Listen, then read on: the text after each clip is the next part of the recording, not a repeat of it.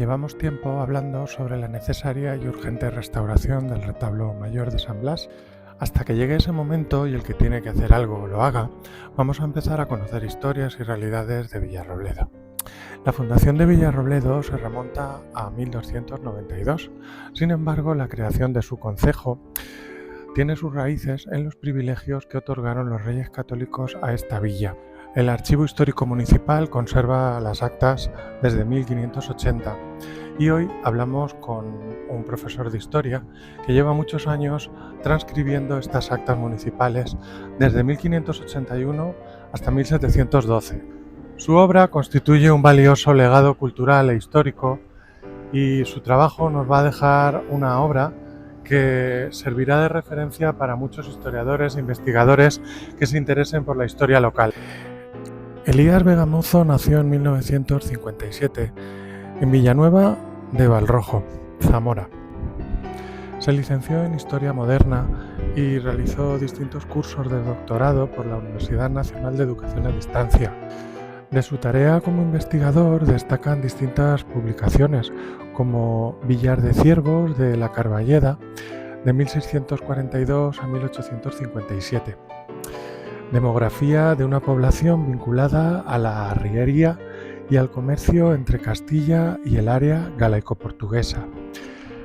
La villa de Monbuey según las respuestas del catastro de Ensenada.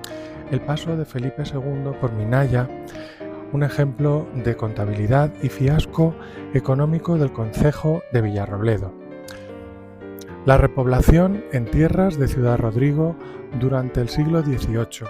Testimonios y repercusiones de la francesada en la comarca de la Carballeda.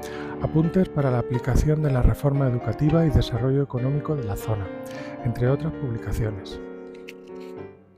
Hoy hablamos con Elías Vega Mozo. Buenos días, Elías. Hola, Pedro, buenas. Elías es maestro retirado de Historia y lleva más de 30 años trabajando sobre la historia de Villarrobledo.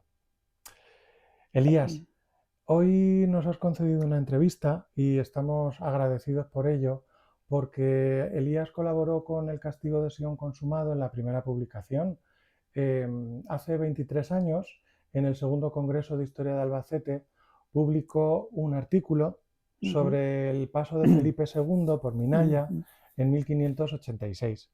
Es una historia muy interesante que en este ciclo que es la historia nos recuerda algunas anécdotas de Villarrobledo.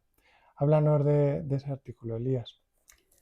No, bueno, empezaba yo a trabajar en el archivo, viendo la documentación de la época, y surgió que convocaron este congreso y digo, bueno, ¿con qué puedo participar yo?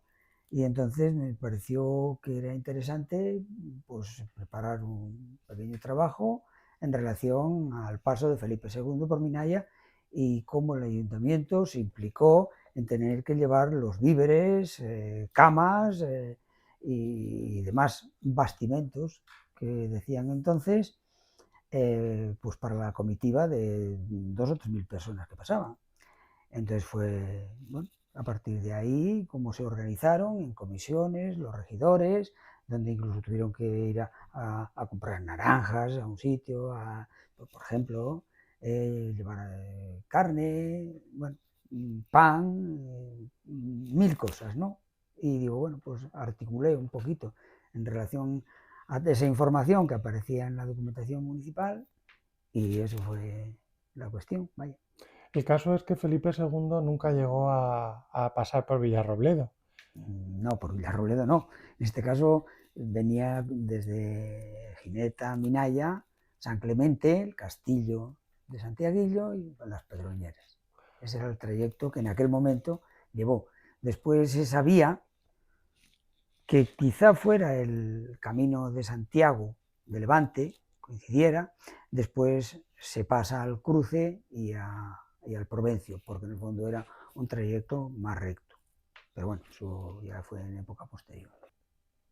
Y en estos más de 40 años de profesión, Elías ha pasado por distintos niveles y por distintos pueblos y ciudades de la geografía Sí, sí, española. sí, sí, un montón. Haznos un breve resumen de Uf, tu peregrinaje educativo. sí, pues nada, yo hice magisterio en Zamora y de allí ya pasé al País Vasco, donde hice las oposiciones, ahí trabajé en infantil, después a Ibiza, primaria, Salamanca, escuela rural, incluso escuela hogar, centro de profesores, volví a Valencia, allí es mi mujer, primaria otra vez, y bueno, de allí ya aquí a Villarrobledo, donde estuve, vamos, empecé en Giner de los Ríos, de allí pues, a San Clemente, pasé después al Cencibel y terminé en Octavio. Bueno, he pasado desde infantil hasta, bueno, y después di clase también en la UNED, ¿no? O sea, un poquito menos bachillerato. La verdad es que el resto, incluso diversidad, etcétera, he estado implicado bueno, en todos los niveles, ¿no? Lo tuyo es vocación y dedicación más allá del periodo activo que has estado como maestro. Y en estos 30 años has estado trabajando sobre las actas municipales de Villarrobledo, del concejo antiguo, Sí, 27, sí, 27, 28. y en breve vas a presentar pues esta investigación que es extensa y que engloba un periodo concreto, de 1581 a 1712. Sí, porque en 1581 comienzan físicamente, pues las actas vienen de atrás y hay papeles sueltos en que incluso en 1560, 70 hay algunas cosas sueltas, lo cual quiere decir que efectivamente las actas posiblemente existieran desde el momento mismo de fundación del concejo. Pero con una cierta trayectoria comienzan en el 81. Entonces esta era, digamos, desde el punto de vista físico, el inicio del trabajo, complementado con otra información anterior de libros de cuentas y tal, que sí que hay de algunos años antes, no muchos, pero sí los hay, ¿no? Del 50, quizá el documento más antiguo, también como una hoja suelta que apareció en alguna caja, del 1505. 1505, como en aquel momento se organizaba el ayuntamiento, como unos regidores, alcaldes, alguacil mayor, daban paso a otros al año siguiente, que por cierto era el día de San Miguel, día muy distinto al que posteriormente se consolidó, que fue el 1 de enero, en Año Nuevo, ¿no? Y bueno, pues sí que hay una continuidad en los años, faltan del 90 y algo, 86 al 90 y algo, y sí, hasta el 1712, en que hay un cambio en la organización del ayuntamiento. Entonces se nota, creo yo, la mano ya de la nueva administración borbónica. Entonces vuelve a ser una actuación más centralista del poder del corregidor, y entonces se reducen los regidores. Hay un pequeño cambio, eso por una parte, aparte que yo tampoco ya podía extenderme mucho más, entonces fue un motivo un poco para cortar por ahí. Es que en relación a esta continuidad de las actas, quien me orientó en el trabajo fue Carrilero, en aquel momento, que era el presidente del Centro de Estudios Alvarez. Gracias a él pude centralizar el trabajo, si no, no hubiera salido para adelante. Cuando hablamos de concejo de Villarrobledo, estamos hablando del ayuntamiento, de la casa consistorial. Este trabajo incluye un gran esfuerzo paleográfico que consiste pues, en transcribir y leer interpretando estos textos antiguos que tienen, pues como hemos visto en otros vídeos, un trabajo de... Dificultad, sí, eso está claro. Sí. ¿Cómo has podido realizar? Bueno, háblanos un poco del trabajo de paleografía. ¿Quién te ha podido ayudar o asesorar? Pues bueno, yo una vez que terminé magisterio y ya estaba trabajando, pues continué los estudios en la licenciatura y por la UNED terminé, bueno, los cursos de doctorado. Y claro, teníamos una asignatura que era paleografía y diplomática. Entonces ahí forzosamente tenías que iniciarte, ¿eh? Y después ya cuando te encuentras empiezas a investigar, y es una época donde efectivamente te encuentras con la procesal, la cortesana, etcétera, pues ahí ya tienes que primero echar mano del vocabulario, de las transcripciones, la A, en fin, ayudarte mucho en los primeros pasos. Pero una vez que le coges el tranquillo, pues ya lo lees con más fluidez. Eso sí, cuando te cambia el escribano, aunque sea la misma tipo de letra, tienes que volver casi a empezar, ¿eh? Y no te cuento nada cuando tenemos esta esparramada encadenada, que eso ya es. Entonces es pues mucho tiempo y sobre todo, saber de qué habla, de qué contenidos transcribe, porque eso es fundamental, porque te vas adelantando a lo que van a decir, con lo cual, como si conocieras ya las palabras y por lo tanto es más fácil de interpretarlas o transcribirlas. Es fundamental conocer de qué se está hablando. Eso es fundamental. Pero bueno, sí, es Y tremendo. paciencia, ya que muchos Mm, documentos tienen muchas páginas, o mm, muchos legajos, a lo mejor estás transcribiendo toda la mañana una cara y es mm, solamente la presentación del día y se sí, enrolla sí. mucho en la Sí, fórmula. por eso digo que es muy importante saber el contenido de lo que se está hablando. Pero bueno, esto cualquier investigador sabe que es así A y es medida que se fundamental. retrocede en el tiempo, Mm. la paleografía se complica más. Bueno, no necesariamente, porque hay cortesana que se lee mucho mejor que la procesal y estamos hablando del siglo XV, XVI, que se lee mucho mejor que la de finales del XVI y por supuesto la de mitad del XVII. La mitad del XVII hay una encadenada, el año 30, 40, 25, 40, eso sí que es realmente difícil, ¿eh? Y si el escribano le da por hacer letra más esparramada todavía, pues ni te cuento. Los, No necesariamente, ¿eh?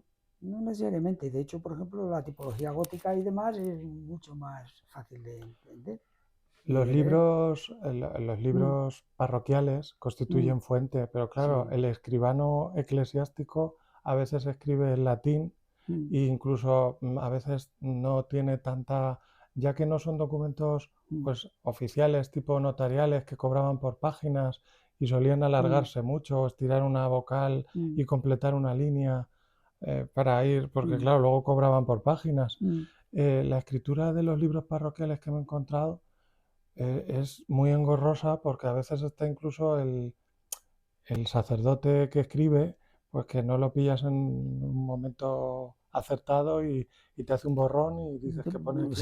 Lo que ocurre es que el sacerdote pasa lo mismo con el escribano. Depende de qué sacerdote, qué tipo de letra utilice, y el escribano lo mismo. Es decir, lo mismo. Elías, tu campo de investigación es el pasado, sobre Mm. todo el antiguo régimen y siglos XVI, XVII y XVIII. ¿Tú como historiador eres de los que piensan que cualquier tiempo pasado fue mejor? Ni mejor ni peor, diferente, distinto. Lo que sí tengo claro es que no se puede interpretar lo que aquella gente hizo con los ojos de hoy. Eso es fundamental, es clarísimo. Y tampoco nos creamos que aquella gente estaba tan atrasada, incivilizada, eh, insensibilizada. Según lo que yo leo o he leído, eso no era así. No era así. Había diversidad de opiniones, diversidad de caracteres, diversidad incluso de inclinaciones políticas, y esto sí que se puede notar en las intervenciones que cada regidor hace según las circunstancias en aquel momento. Es decir, y tenían, vamos, la España de aquel momento, yo diría que por lo que yo he leído, conozco, y no es mucho, no sé, pero lo que era la administración, mmm, vamos, España no dominó el mundo en aquel momento porque fuera un caos. No, no, no, no. Ahí había gente muy implicada, gente muy válida, un organigrama, una organización que se notaba día a día y demás. Bueno, por adelantar algo de libro o incluso algo que ya en otro libro que tengo de mi pueblo publicado, eh, no sé si hoy, con toda la organización y todo lo avanzados que nos creemos, por ejemplo, 1603, estoy hablando de mi pueblo en Zamora, porque bueno, también tengo un trabajo sobre allí. Este señor se va a América, además se apellidaba Vega, como yo, y hace capital. Se muere sin descendencia y a intestar. Bueno, pues, ¿qué organización administrativa, política habría en el momento? Que las justicias de allí subastan el capital de aquel hombre, los remiten a Sevilla para que busquen herederos legítimos a quien dar ese dinero. Y efectivamente, llegan los pesos en plata, después indagan, porque claro, quedaba registrado todos los pasajeros que iban a Indias, localizan a esa persona, saben que es de Sagallos, en Zamora, ponen en contacto con el corregidor correspondiente de la circunscripción, que era Benavente, buscan las justicias locales y efectivamente encuentran a una hermana con 2 hijos, viuda además, a las que aquel dinero le vino de maravilla, evidentemente. Yo no sé, repito, si hoy una circunstancia así se daría.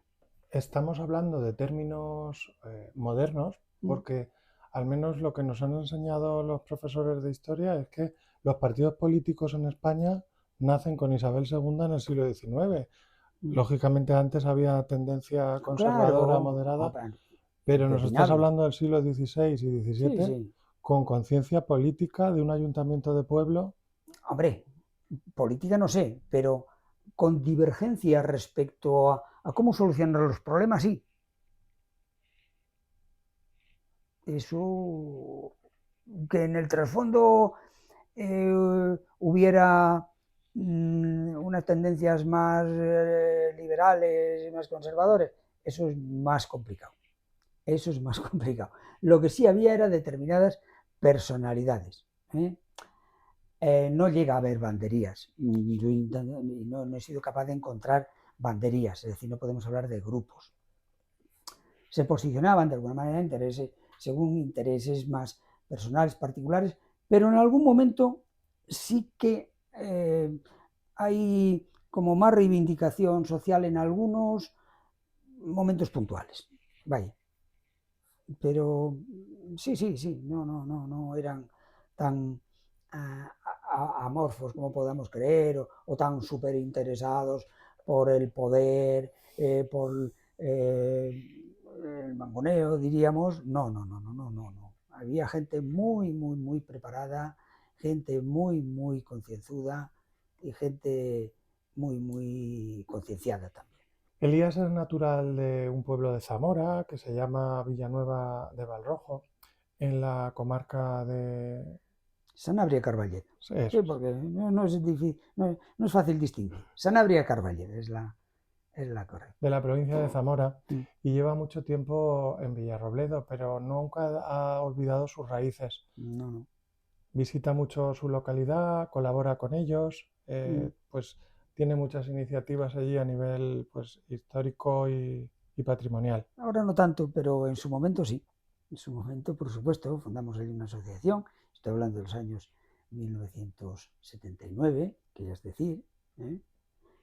Y bueno, pues hemos reivindicado lo que en aquel momento, por ejemplo, eran los carnavales, muy propios y muy originales, se llama ahí el antruejo. Sí, esto sí que está en internet. Mira, ahí se puede entrar en internet y se ve un montón de cosas. Bueno, teatro en aquel momento. Sí que éramos muy conscientes, un punto muy interesante, sí que en aquel momento éramos muy conscientes de lo que significaba la transición. Éramos conscientes que estábamos protagonizados. Yo tenía 18 o 19 años y sí que había un grupo de gente joven en aquel momento que éramos conscientes que, bueno, primero que aquellos pueblos se nos venían abajo ya, o sea, esto era evidente. Y entonces, ¿cómo creíamos que con el cambio político podíamos cambiar el destino de la historia o el devenir de los últimos años? Y intentamos luchar por ello, pues lo que a nuestro alcance estaba, ¿no? Bueno, hicimos lo que pudimos, pero bueno, a la vista está que, aunque el pozo siempre queda, no cabe duda, y de hecho los jóvenes de ahora de mi pueblo pues continúan, es de los pueblos que más se mueven y hay un grupo interesado. Allí surge, por ejemplo, el tema de la asociación de La Culebra no se calla en relación a los últimos incendios. Bueno, pues yo pienso que un poquito de pozo siempre queda de todo lo que hicimos en aquel momento. Pero bueno, la realidad del mundo rural y particularmente el de esta comarca mía es, vamos, la pérdida demográfica ha sido tremenda, tremenda, tremenda, tremenda. Castilla y León se caracteriza mucho tanto por su patrimonio cultural, románico y gótico, el Camino de Santiago y pues la lucha que tienen allí muchas asociaciones en defensa del patrimonio, por ese patrimonio no declarado bien de interés cultural que suele echarse a perder por el tiempo o por el mal uso de los vecinos o distintas cabezas. No, porque no hay cuartos. Ese es el quid de la cuestión. Entonces, yo, por ejemplo, que he visitado Valencia, el País Vasco, que he vivido allí, pues hombre, me ha dado siempre mucha envidia que allí cualquier piedra,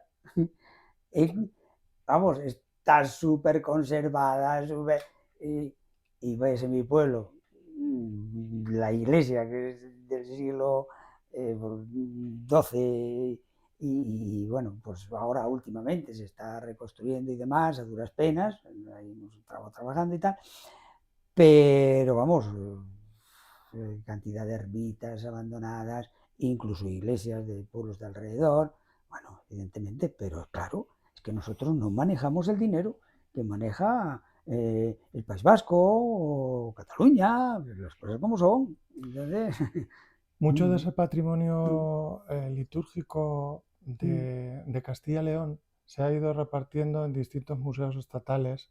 Ahí podemos ver en el Museo Nacional del Prado la iglesia de Maderuelo, completamente trasladada y descontextualizada, porque en cuanto un bien litúrgico entra a un museo, ya se convierte en otra cosa que no era para lo que estaba ideado. No, y si se ha quedado en España, vale, pero en las universidades americanas tenemos retablos enteros pues de Castilla y León, por ejemplo. Así es, no nos vamos a meter en ese jardín No, porque no es no vamos a complicado. poder salir. No, pero sí que hay un trasfondo económico que tú puedes Sí. poner todo el interés que quieras y puede haber la reivindicación y ser conscientes de la valía del patrimonio que hay en tu pueblo, en tu zona y demás, pero si no hay recursos, pues ahí te quedas, vamos. Recientemente nos hemos encontrado con una polémica por Mm, los frescos del monasterio del mm, pueblo de Cataluña, mm. que lo reivindicó. Bueno, es largo Sí, sí. de hablar de este tema, pero al final se ve como el patrimonio pues sirve un poco Mm, como moneda de cambio entre intereses particulares mm. que nada tienen que ver con la verdadera conservación de ese patrimonio, y más cuando es litúrgico. Ya, pero esa es una cuestión que ya dile a los griegos, a los egipcios, en relación a todo el expolio que han sufrido y demás. Es complicado. Elías, aprovechando que has sido maestro de Sí, sí. escuelas públicas de distintos Llevar niveles muchos y en niveles. distintas épocas, con distintos gobiernos, la Hay sitios. educación siempre ha sido bueno, la ley de educación en España dicen que Mm. siempre ha sido una tarea pendiente de todos los gobiernos. ¿Cómo lo ves tú? En cuanto a las normativas, Sí, pues que son, yo creo que no es tanto la normativa que te puede condicionar, sobre todo a nivel de papeles, pero yo creo que el quid de la cuestión está en el cara a cara, profesor, alumno y entorno. Esos son los tres pilares y el profesor o el maestro es el que dirige esa cuestión, es cómo lo maneje eh, y cómo le haga llegar a los alumnos aquello que él considera de interés. Y yo te digo, no, yo he vivido distintas leyes, pero vamos, tampoco me han condicionado, sinceramente. Es decir, yo cuando estaba delante de mis alumnos tenía lo que tenía, quería sacar lo que podía sacar o quería sacar o intentaba sacar y las leyes. Y además, de hecho, nunca conmigo ha venido un inspector me condicionó en ningún sentido. Siempre fui libre en cualquier forma de abortar, dentro de lo que podía. Unas veces pues tenía más margen, otras veces pues menos, también condicionado por, por las circunstancias, empezando por los alumnos y demás. En fin, no, yo las leyes ahí no le daría más importancia. ¿Recursos? Pues hombre, sí, evidentemente.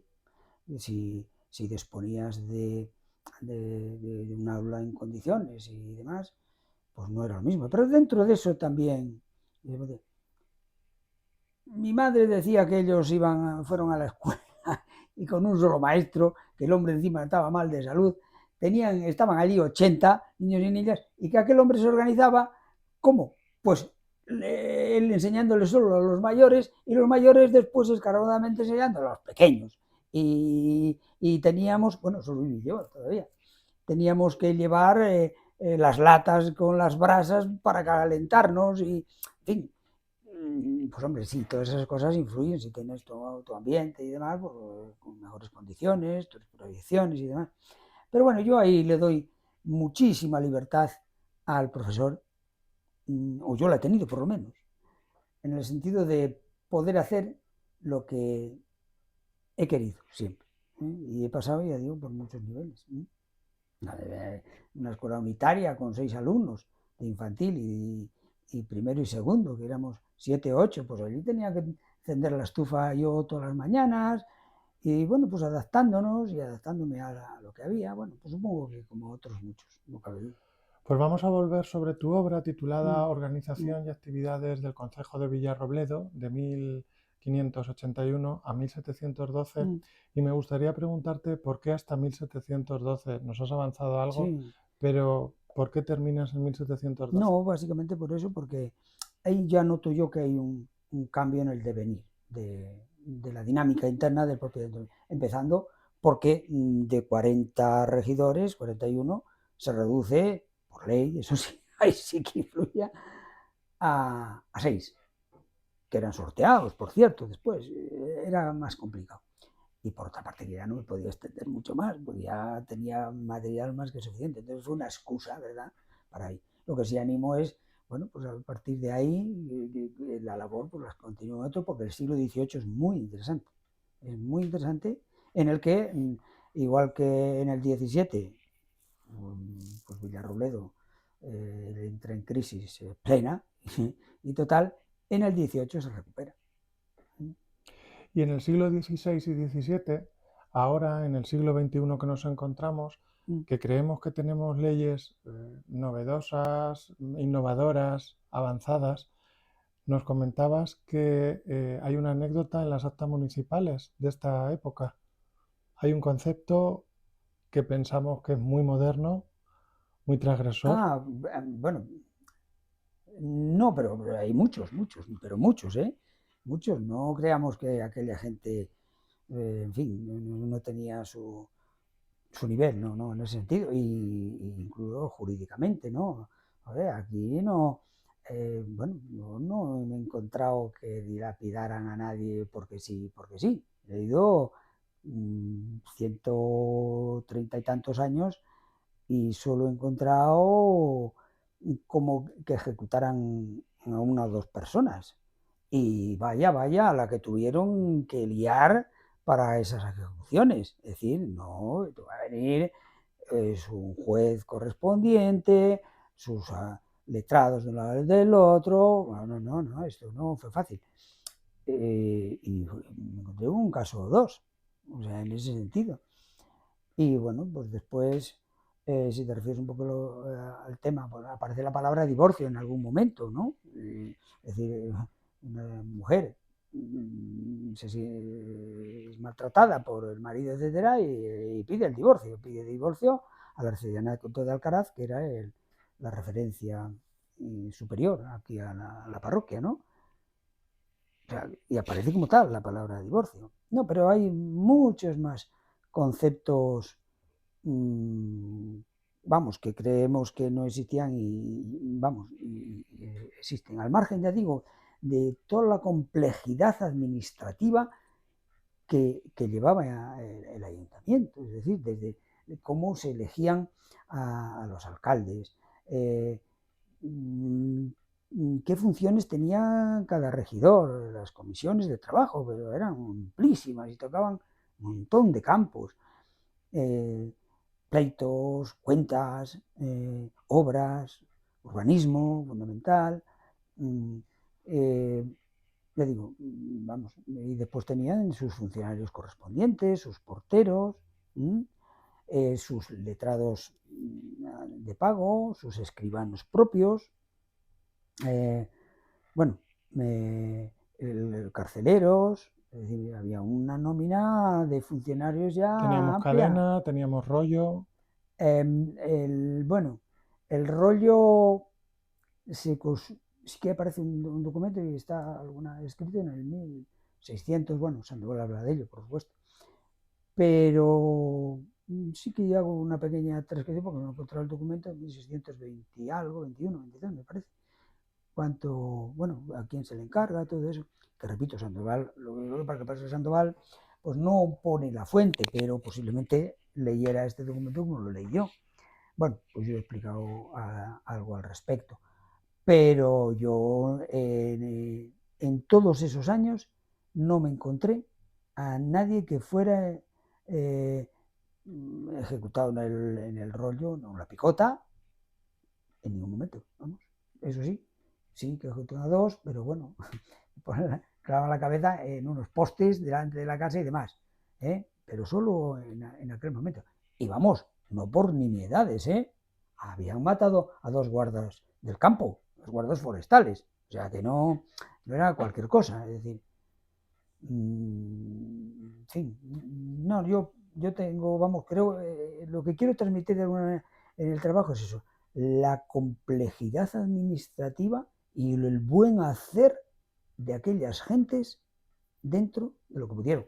También, y esto sirve para ahora, cómo se implicaron en determinadas aventuras financieras que excedían de sus posibilidades, que al final, y ese es el kit de la cuestión, al margen de los impuestos que le pedían la corona en guerras cada vez más frecuentes que había, pues, con las guerras de Italia, la sublevación de Cataluña, la separación de Portugal, y entonces, claro, ahí exigen no solo soldados, sino sobre todo muchos recursos, y eso por un lado, y aventuras financieras, ya digo, como la jurisdicción, la separación del corregimiento de San Clemente, todo eso costaba cuartos, porque había que solicitarlo al rey, y el rey necesitaba cualquier cosa que le ofrecieran para ganar dineros destinados pues, a las causas monárquicas del momento, a las urgencias que también ellos tenían, como el Estado ahora.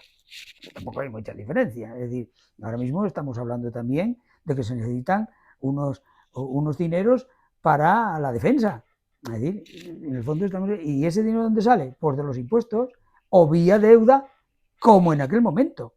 ¿Y qué pasó en aquel momento? Pues que se endeudó hasta unos niveles tales que dio en quiebra el concepto. Dado en quiebra, y eso fue de 1660, todas las ventajas y ayudas que tenía antes, por ejemplo, pues para sanidad, para maestros, existía sanidad dentro de lo que cabe en aquel momento, y enseñanza pública, costeada por el ayuntamiento, donde se pagaban esos dineros a tales maestros, tal, para que enseñaran las letras, a escribir a los niños del pueblo.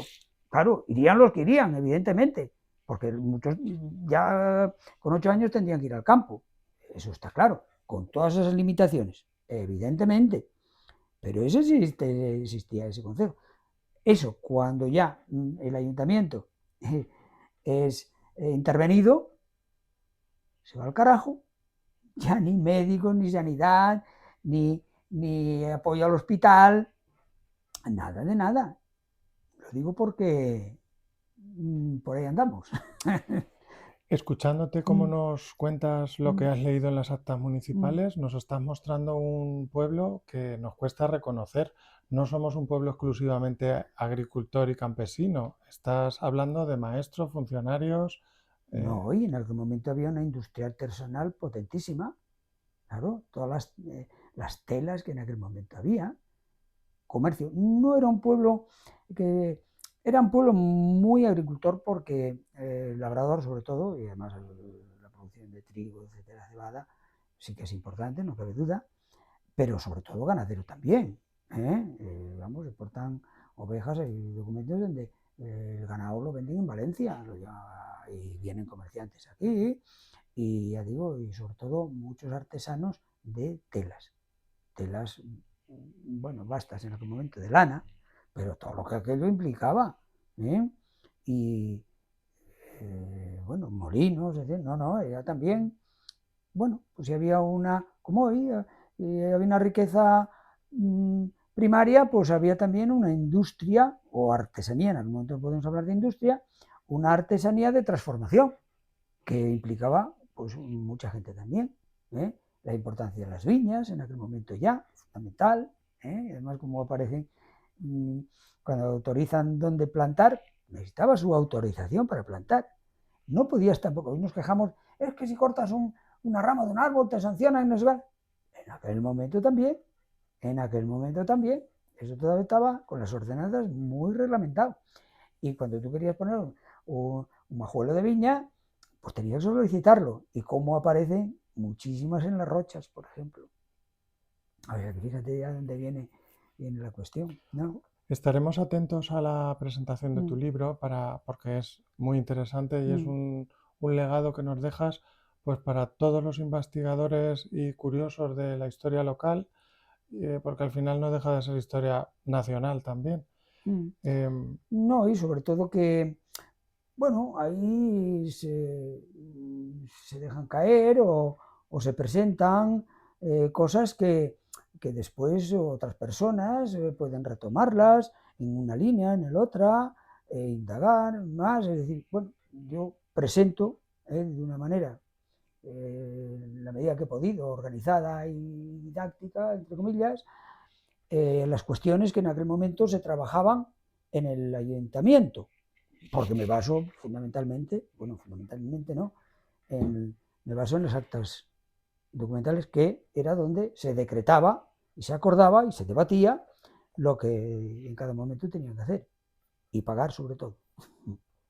Nos has comentado que en una de las primeras notas documentales que te encuentras en el archivo de 1505 compruebas cómo se produce un cambio de gobierno en el ayuntamiento y el día de San Miguel se presenta el nuevo Equipo municipal, equipo sí. municipal en pues ese 29 de septiembre, que es el día de San Miguel Arcángel. Resulta curioso que vayan a misa a San Blas a presentar a Sí, ese equipo al de nuevo equipo. gobierno. Y quería comentarte, Elías, que San Miguel Arcángel es el patrón de la Asociación del Castigo de Sion Consumado. Es pues firma y sello de la asociación. Y igualmente la talla de San Miguel Arcángel se restauró el año pasado con esos donativos que recaudó el año pasado la asociación. Quería pedirte, como hago con todos los invitados a estas entrevistas, que invites a la gente y animes al pueblo a que se interese por la restauración del retablo mayor de San Blas, que es del siglo XVIII, barroco. Bueno, ya lo sabes tú, porque también aparecen notas sobre la parroquia de San Blas en esas actas municipales que has estudiado Muchas. y que me cediste generosamente hace 2 años para la primera publicación del Castigo de Sion consumado, es importante que la gente se vuelque con esto, tanto si son de Villarrobledo como si no. Tú no eres de Villarrobledo y eso no te ha impedido No, pero me he volcarte. sentido mucho. Te has sentido de Sí, sí, sí, Villarrobledo, claro, claro. has Me sigo querido sintiendo, vamos, sí, sí. Villarrobledo No, no, no, por y, supuesto, por y te has supuesto. volcado con su historia y nos la vas a dar a conocer. Es de Venga. agradecer lo que tú has hecho porque, como suelen decir, no lo ha hecho nadie. No, es una parcela, una parcela, una parcela. Es una parcela que O tenemos que parcelita. agradecer y valorar. Y igual que tú, mucha gente en el siglo Mm, XVIII trabajó en ese retablo, serían mm. del pueblo o no, pero es un regalo que nos dejaron y tenemos Es que mantenerlo. impresionante, es impresionante. Pues ahí tu No, legato. yo, hombre, hablo desde la óptica de que he vivido estas cosas desde mi pueblo. Entonces, yo desde pequeñito, pues estoy muy ligado también a la iglesia de mi pueblo, porque me levantaba y tenía que tocar las campanas porque el sacristán, después ya iba a la escuela y volvíamos a la doctrina, al rosario. Se articulaba en torno a la iglesia. La vida social de mi infancia se articulaba en torno a la iglesia. Entonces siempre he tenido pues, mucha atención o mucho interés en que se conservara porque estaba como estaba. Y ahí, bueno, pues también estuvimos peleando, creamos también una asociación en aquel momento. O sea que soy consciente de lo que significa. Entonces yo, por ejemplo, cuando entro a San Blas, pues intento ponerme en la parte de delante y me quedo extasiado viendo la inmensidad y la majestuosidad del retablo. Es una pasada. Entonces, todo lo que se haga en relación a ello y a cualquier otro aspecto del patrimonio de San Blas o del pueblo, de aquí, vamos a decir, y de otro, me parece fundamental. Me parece fundamental. Entonces sí, claro, faltaría más. Si pudierais sacarlo y demás, pero vamos, yo me parece una tarea, válgame Dios, complicadísima. Si la iglesia de mi pueblo era un poco más que una ermita, o una ermita de aquí de Villarrobledo, y ya nos costó lo que nos costó, pues no me lo quiero ni imaginar lo que supone meterse con el retablo de San Blas, evidentemente. Lo veremos. Mm, Te voy a hacer una última pregunta, que mm, es la pregunta, pues la típica mm, pregunta que si no quieres contestar, no contestes, pero me gustaría que mm, te lanzaras a ello. mm, El Ministerio del Interior bueno, mm. solicitamos que nos incluyeran como entidad religiosa y nos contestó que no podíamos ser entidad religiosa si llevábamos en el título la palabra cultural, como si la fe no pudiera ser cultura. No, no, no, no. No, no, no, no, no. Quiero decir, es que yo como tal así lo interpreto. Es decir, yo la religiosidad más o menos que pueda tener es en base a mi cultura. Ese es lo que te comentaba antes. Es decir, de levantarme con nieve a subir las escaleras del campanario a tocar las campanas. Después, asistir cantando la misa en latín, que en aquel momento cantábamos la misa en latín, y de hecho me la sé, y con 12 años, 11 años, el cura nos enseñaba en las noches en su casa. ¿Eh? Bueno, por cierto, y no solo la misa en latín para que la cantáramos los monaguillos o cristianes, también para la gente mayor. Mi padre dice que, y sabía, cuando salía alguna cuestión de corderos y tal, era más rápido en las cuentas que yo. Pues me dice que a él lo que sabía se lo había enseñado don Manuel, el cura del pueblo a las noches. O sea, entonces, todo este tipo de cosas te quedan un pozo y ver congregada a la gente. Es que, claro, recuerdas todo aquello y cómo la gente se unía, se congregaba, tenía un punto de referencia, cosa que yo ahora veo que está muy dispersa, por no decir enfrentada, esos posibles puntos de referencia. Y eso sí que lo noto yo, el arrope que había, el ver concentrar ya a toda la gente y tal, los momentos previos a los actos, bueno, pues era lo que había. A lo mejor era la televisión de entonces, no lo sé, pero por lo menos una televisión compartida, en espacio y en referencias. ¿Eh? bueno, yo no sé si eso es religiosidad, es cultura, o me temo que ambas cosas juntas. Yo, como tal, así lo vivo y así lo siento, por supuesto.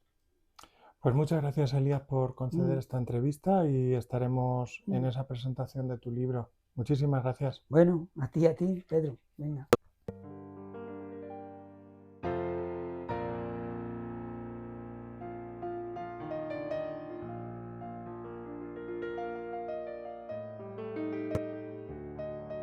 Podemos imaginar lo difícil y costoso que tuvo que ser para los habitantes de Villarrobledo poner en marcha un consistorio municipal, porque sabemos que los principios no son fáciles.